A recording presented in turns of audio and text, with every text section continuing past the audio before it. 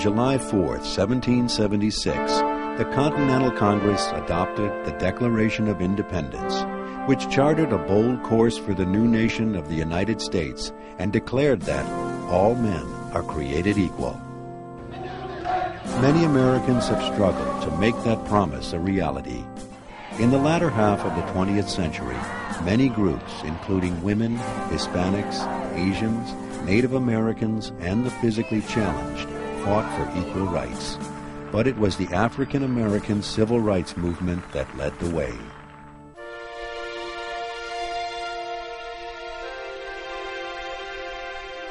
Less than 20 years after the end of the Civil War, freed blacks in the South were subjected to a series of laws that legally separated the races in order to maintain white supremacy.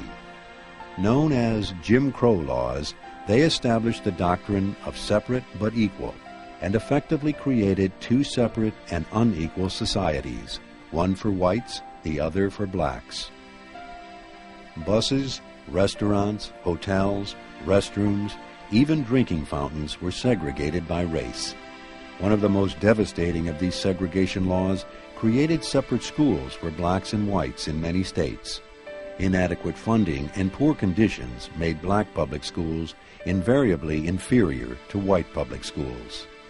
The white schools were getting the benefits of the taxes of the community, and they were much better funded than black schools. Black schools lacked equipment, they lacked good fields, they lacked new textbooks, their teachers were paid less, the principals were paid less, and in general the facilities were a lot poorer than in white schools. It wasn't until 1954 that the Supreme Court outlawed legal segregation in schools through the landmark Brown v. Board of Education of Topeka decision, which stated that separate could never be equal, and marked an important civil rights victory. Yet public areas remain segregated in many southern states. The Brown decision encouraged many African Americans in the South to challenge segregation laws in their own way. In 1955, a black woman named Rosa Parks was arrested after she refused to move to the black section in the back of a public bus in Montgomery, Alabama. This led to a massive boycott, as 17,000 blacks refused to ride the city buses. A year after the boycott began, a federal court struck down Alabama's law segregating public transportation. In January 1957, black ministers from across the South met in Atlanta, Georgia. Together they founded the Southern Christian Leadership Conference, or SCLC, and elected Reverend Dr. Martin Luther King Jr. as president. A passionate and moving speaker, Dr. King would emerge as the leader of the early civil rights movement. We're going to stand up right here in Alabama. King committed the organization to gaining civil rights for African Americans through nonviolent protests and civil disobedience. Despite the Brown decision, many white Southerners had made it clear they would resist desegregation, and in 1957, President Dwight Eisenhower had to use federal troops to enforce a federal court order to desegregate the high school in Little Rock, Arkansas. Still, it was clear that the winds of change were beginning to blow across the South. Vowing to follow Dr. King's call for nonviolence, 4 African-American college freshmen sat down at a whites-only lunch counter on February 1, 1960, in Greensboro, North Carolina. The students had staged one of the first sit-ins, a peaceful expression of their growing dissatisfaction with the slow pace of desegregation. The sit-in movement spread quickly to other southern cities, and most blacks remained committed to Dr. King's nonviolent tactics, even in the face of foul language, beatings, and arrests. The police would use billy clubs and cattle prods, electric cattle prods that you would use on big animals to jab people. Not to respond to that, takes an awful lot of discipline, and it takes an awful lot of courage. On May 4, 1961, a group of black and white protesters boarded 2 buses traveling from Washington, D.C. to New Orleans. Their goal was to integrate bus terminals on their ride through Georgia, Alabama, and Mississippi. They called themselves Freedom Riders. White mobs and members of the Ku Klux Klan slashed tires and firebombed the buses. Freedom Riders were beaten. Many were arrested.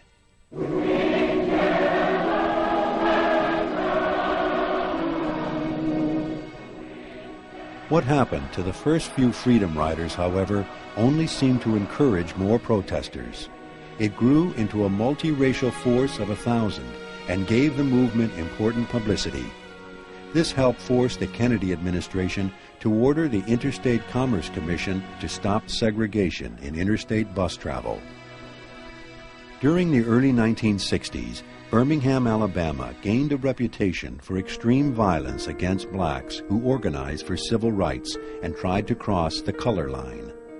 In April 1963, in jail after being arrested for leading an unauthorized protest march on the Birmingham City Hall, Dr. King wrote what became known as his Letter from a Birmingham Jail, saying, "For years I have heard the word wait. It rings in the ear of every Negro with a piercing familiarity. This wait has almost always meant never. There comes a time when the cup of endurance runs over, and men are no longer willing to be plunged into the abyss of despair." The protests continued. Led by the SCLC, a group of children gathered in Birmingham on May 2, 1963, for a peaceful demonstration protesting segregation. Within 3 hours, close to 1,000 children were jailed. The next day, more children demonstrated. Police ordered firefighters to use hoses to disperse them and mobilized dog units to attack them.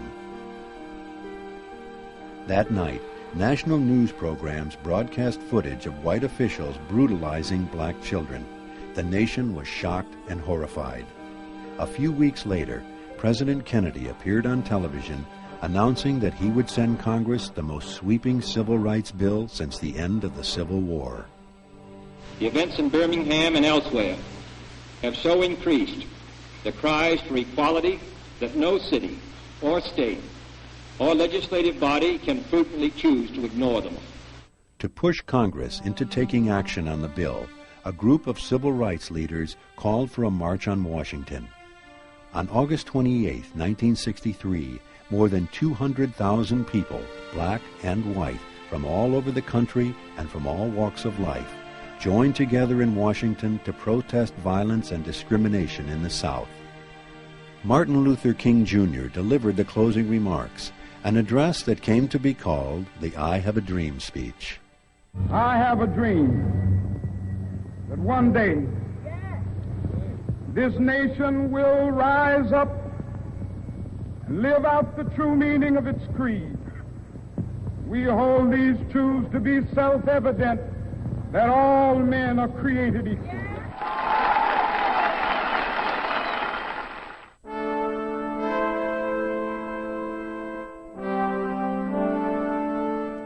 In November 1963, President John F. Kennedy was assassinated, with his civil rights bill still being debated in the House of Representatives. His death was a blow to the movement, but his successor, Lyndon Johnson, took up the cause and pressured the Congress to pass what became known as the Civil Rights Act of 1964. This measure outlawed racial discrimination in public accommodations and in the workplace, and tried to break down barriers to black voters in the Deep South. I'm Idell Craft, and I'm working for the Board of Registration here in Greenwood. The summer of 1964 became known as Mississippi Freedom Summer, as a diverse group of civil rights advocates tried to register black voters in Mississippi. Many whites in the state strongly resisted the effort.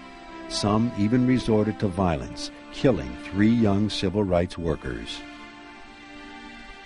In February 1965, a small voting rights march in Selma, Alabama, erupted in violence and ended in the death of a black activist. Outraged, civil rights advocates held another march on Sunday, March 7th. In an effort to stop the marchers, Governor George Wallace sent 200 state troopers armed with tear gas, nightsticks, and bullwhips. The violence was so severe that the event became known as Bloody Sunday. 2 weeks later, Martin Luther King Jr. organized another march from Selma to Montgomery. This time, though, President Johnson ordered National Guardsmen, Army troops, FBI agents, and U.S. Marshals to protect the marchers. At the end of the march, 25,000 people gathered on the steps of the Alabama state capitol to call for an end to voter discrimination. Later, in 1965, President Johnson signed the Voting Rights Act into law. The legislation was designed to fight the persistent discrimination in voting in southern states. Results came quickly. In 1964, only 23% of eligible African American voters were registered in the South. By 1969, the number had almost tripled to 61%.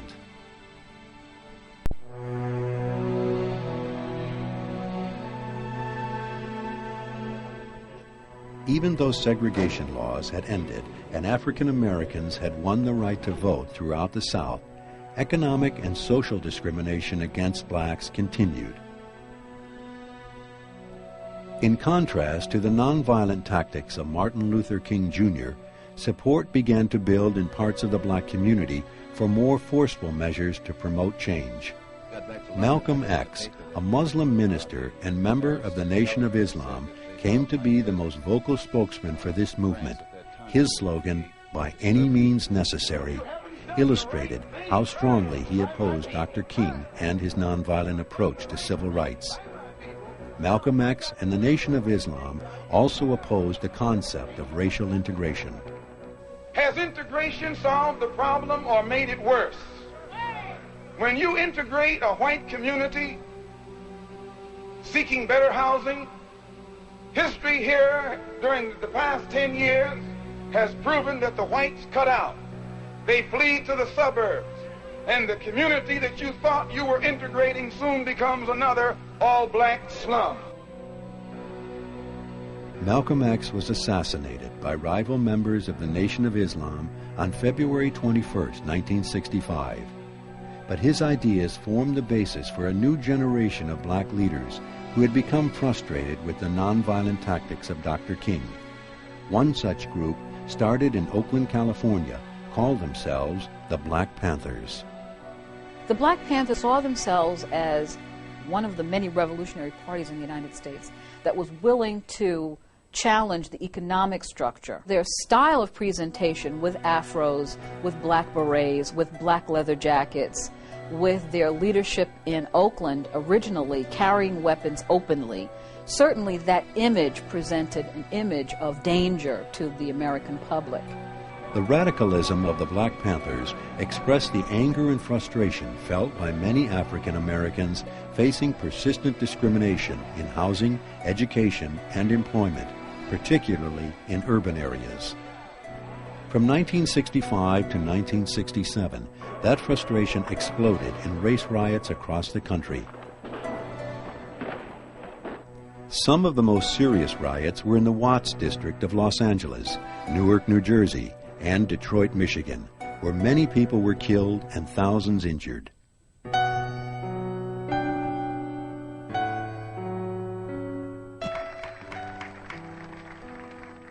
On April 4, 1968, a devastating blow was dealt to the civil rights movement. Dr. Martin Luther King Jr. was assassinated by a sniper outside his motel room in Memphis, Tennessee. Police have issued an all-points bulletin for a well-dressed young white man seen running from the scene. Shock and outrage at King's murder sparked riots in more than 130 cities. My thanks to all of you, and now it's on to Chicago, and let's win there. A few months later, on June 5, 1968, presidential candidate and former Attorney General Robert Kennedy was murdered. His assassination came just after winning the California presidential primary with a campaign that pledged to bring the races together. The deaths of King and Kennedy in 1968 marked a dramatic loss of leadership for the civil rights movement. The African American struggle for justice, however, had lit a fire under other minorities who now began to push for their civil rights.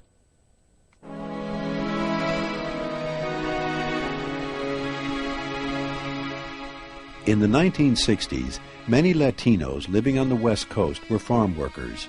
Many farm owners exploited these workers by routinely ignoring state laws regarding working standards. In 1962, led by the dynamic Cesar Chavez, the National Farm Workers Association, NFWA, was formed to try and improve working conditions. Like Dr. King, Chavez employed nonviolent tactics to achieve his goals. In 1965, the NFWA, later to become the United Farm Workers, began a strike against grape growers in California. Chavez and the NFWA also organized a successful consumer boycott of grapes that were not picked by unionized labor. By 1970, most grape growers had agreed to contracts with the farm workers. Later, California Governor Jerry Brown signed a bill, the 1975 Agricultural Labor Relations Act, that established collective bargaining laws for farm workers.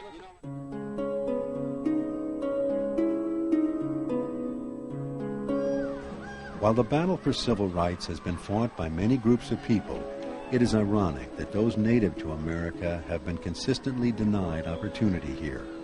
In 1968, inspired by militant black groups, young Native Americans formed the American Indian Movement, or AIM, which called for political action and cultural pride. In 1969, members of AIM seized Alcatraz Island, an unoccupied former federal penitentiary in San Francisco Bay, holding it for 19 months to publicize the plight of Native Americans.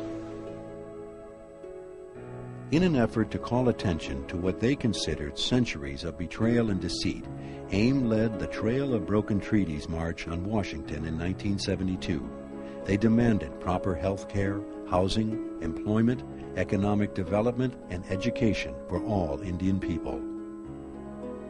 In 1973, armed members of AIM and other Native Americans occupied the town of Wounded Knee on the Pine Ridge Reservation of South Dakota, site of an infamous massacre of Indians by federal troops in 1890. The intent was to publicize the terrible conditions in which the Sioux people lived. But events got out of control when the armed protesters clashed with FBI agents during the 71-day siege, and 2 AIM members were killed. The militant pressure did result in some minor change. The government returned 48,000 acres of sacred lands to the Taos Pueblo of New Mexico. The Nixon administration targeted minority aid programs for Native Americans living in cities, and Congress added money in the Indian Education Act of 1972.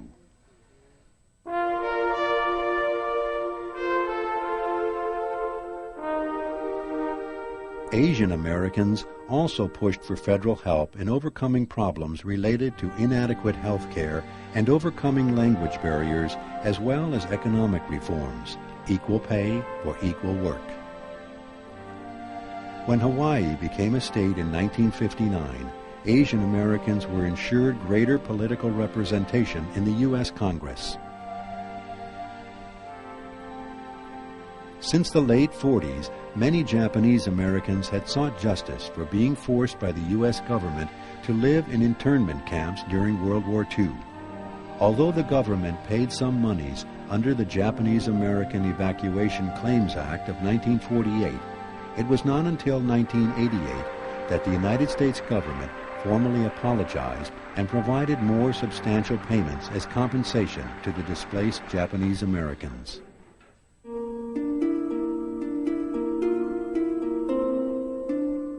Issues of equality were not limited to race and ethnicity. The movement for civil rights also had a major impact on women.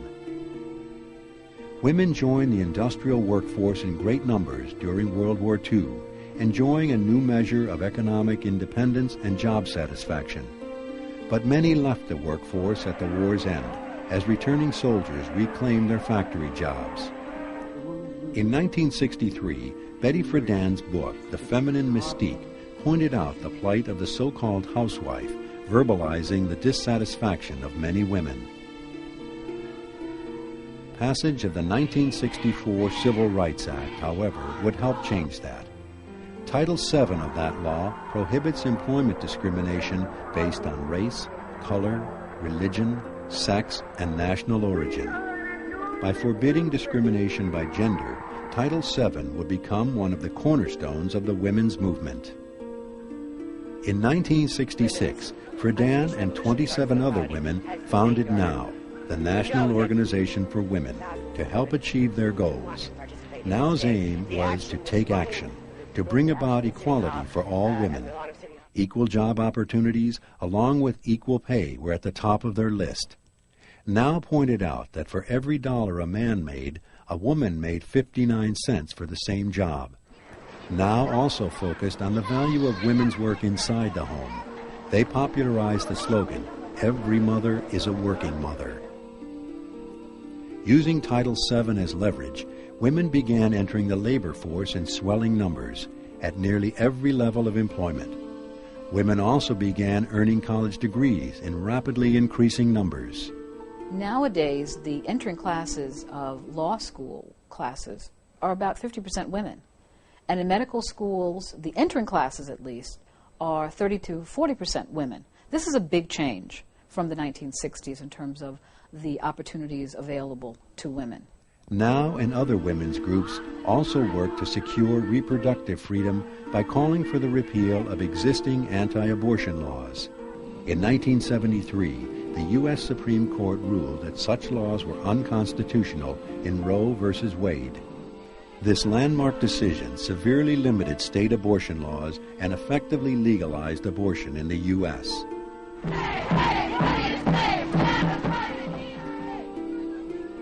Many women participated in a campaign for an equal rights amendment to the Constitution, which stated that equality of rights under the law shall not be denied or abridged by the United States or any state on account of sex. The ERA made it through Congress, but did not get the required approval from 3/4 of the state legislatures to become an amendment. Sex discrimination was not only a women's issue. Homosexuals protested discrimination based on sexual orientation, demanding the same legal protections as heterosexuals.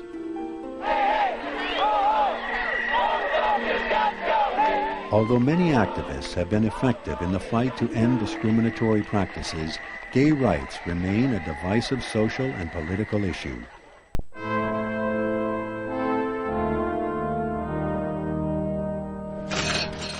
Like other groups, rights for the disabled have often been overlooked. Even today, people with disabilities continue to press for equal opportunities to participate fully in American society. The 1990 Americans with Disabilities Act represented the single most sweeping civil rights legislation since the Voting Rights Act of 1965. The bill banned discrimination in the hiring, promoting, and firing of persons with disabilities. In the space of 40 years, the civil rights movement made important gains. Legal segregation came to an end. Discriminatory practices in housing and the workplace were outlawed, and the concept of equal rights began to expand beyond groups defined by race.